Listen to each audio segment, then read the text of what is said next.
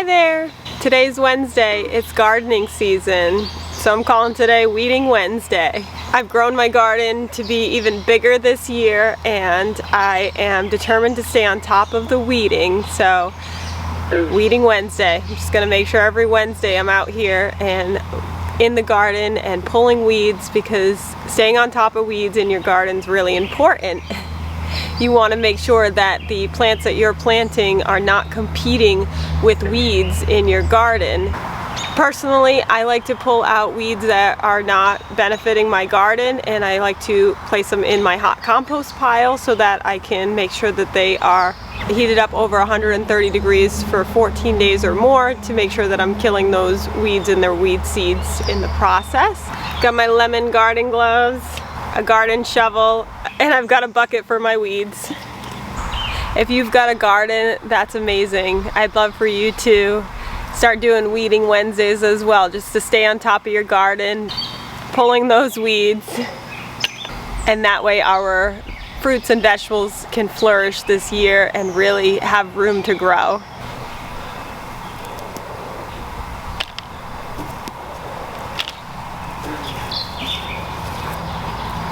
Most of the weeds in my garden, because I did a full weeding right before planting this, most of them are really tiny, so I'm just going around to search for any small weeds that have cropped up.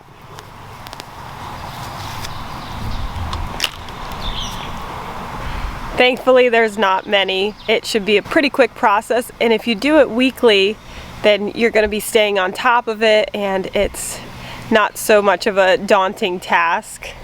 It's so quiet out in the garden.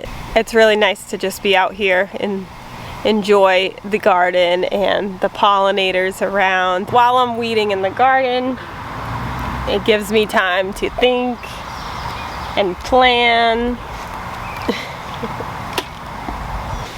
The reason I planted a larger garden this year is because of all this inflation, food shortages, gas prices going up, all things that I am thinking about and just wanting to be prepared for what could potentially be coming. I want to make sure I have food for my family. I want to continue to grow and learn to be self-sufficient. How can we better prepare ourselves in times like these of inflation? Well, food and water is definitely a big factor. We all need food and water. Having a garden, growing fruits like raspberries, having vegetables growing in your garden, to know that you have a food source right in your backyard in case you're not able to find those groceries in the grocery store when you need them. Or maybe you can find them, but the cost is too high. Now's a great time to start your garden. I'm very fortunate to have a well here on the property for a water source. I also like to make sure that I have some bottled water on hand.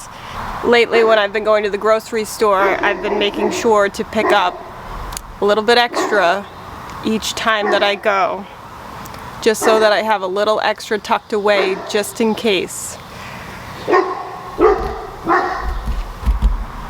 I'm very fortunate that I have a goat who's pregnant. Hopefully the pregnancy will go smoothly and she'll have a beautiful baby goat.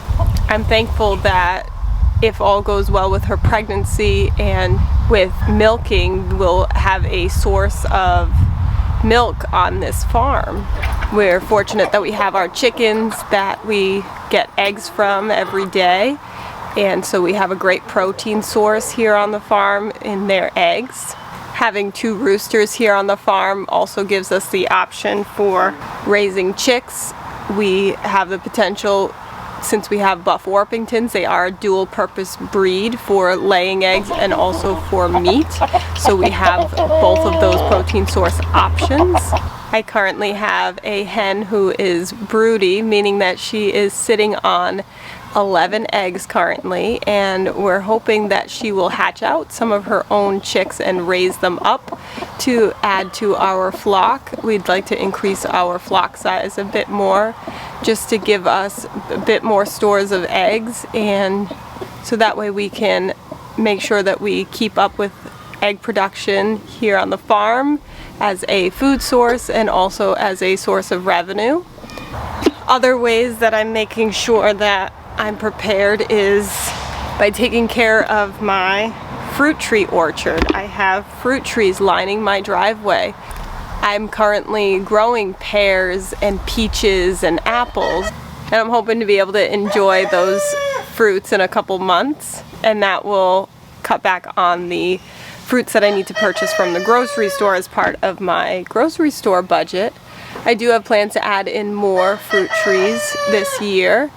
With this farm, we're always adding more. Each year we add more to it and make it just a little bit bigger, expand our knowledge, and keep growing. Our grapevines behind me here are growing. We have 4 grapevines and they just started fruiting this year, but being that they're in their 2nd year, we cut the fruits back to allow the focus of the plant to be in its roots, to get a nice strong root system. So we're not going to get grapes this year since we cut them off, but next year we should get a pretty good harvest. So when we planted the grapevines last year, I knew that we weren't going to be getting grapes for a couple years, and that's okay because there's no better time to plant than now. Get them in now, and then in a couple years, instead of wishing that you planted them 2 years ago, instead you're going to be enjoying eating those grapes. And so yes, fruit trees take time to fruit, grapevines take time to fruit, raspberry bushes, blueberry bushes, they all take time. So there's no better time than to just get them in on your property, and before you know it, you'll be enjoying those fruits in a couple years. And if you add a few fruit trees each year, before you know it, you'll have a whole row and a fruit tree orchard going. I'm very much looking forward to spending a lot less at grocery stores midsummer and end of summer because of all the food that I have planted.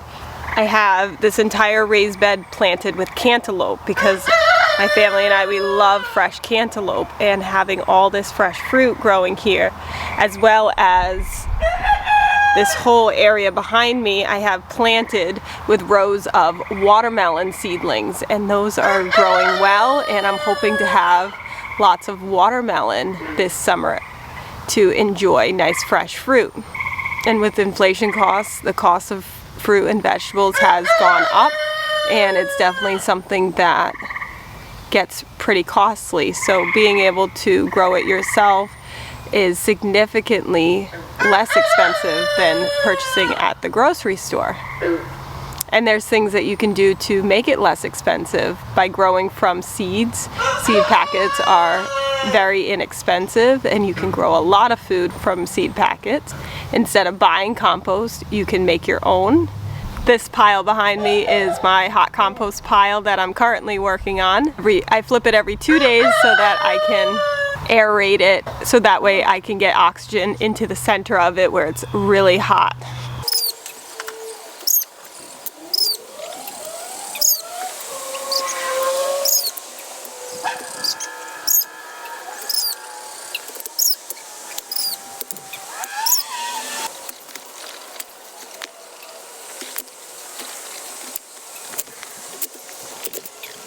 You can save on that gym membership. Just flip a compost pile. It's a good workout. Can really work on those muscles. But the money that you'll save by making your own compost is great, because not only are you not paying someone to remove the chicken or goat manure from your farm, you're composting it. All the weeds from your garden, you don't need to find somewhere to dump it. You compost them. All your food scraps in the house that would normally go in your trash, compost it. You don't need to fill up your trash cans or dumpster with food scraps, because you can turn that into nutrient-rich compost for your garden that everything will thrive from. Whew. So, those are some of the things I'm doing to prepare for what's to come with all this inflation and food shortages. I've also been buying an extra bag of animal feed when I go to the feed stores because I have run into issues where the chicken feed is not available, it's out of stock, and so I want to make sure that I've got a backup supply. Unfortunately, at this time, I don't have enough room to stock more than one extra bag per animal. I do have plans to build a bigger feed shed because I want to be able to store more, because we don't know what's coming in terms of food shortages, but I want to be prepared. I have animals here that need to be fed, and I want to make sure that I have that food available for them. And I know we talked about how, yes, it takes years for certain types of plants to give you fruits. Vegetables are much quicker in the garden, but don't keep putting it off thinking it's too late, that it won't help you now because it'll be years.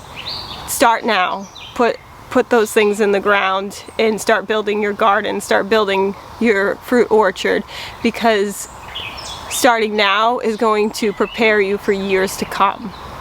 And that's something that you can do for you, for your family, is to have that food source in place. And not only that, but you're going to be learning so many skills along the way that is going to be so beneficial for you, to know how to garden, how to take care of your fruit trees, how to take care of your vegetables, pest control. There's so much to learn, and the more you practice at it, as with anything else, the better that you'll get.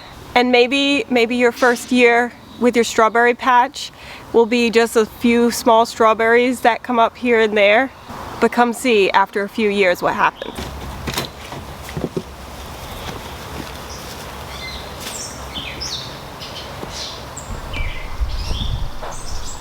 You get a gorgeous strawberry patch just by putting a few strawberry plants in this raised bed.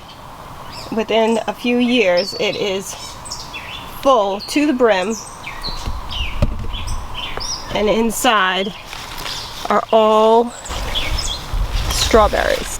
And being able to come out here, pick strawberries, and just enjoy them, warm, ripened from the sun, they're like candy.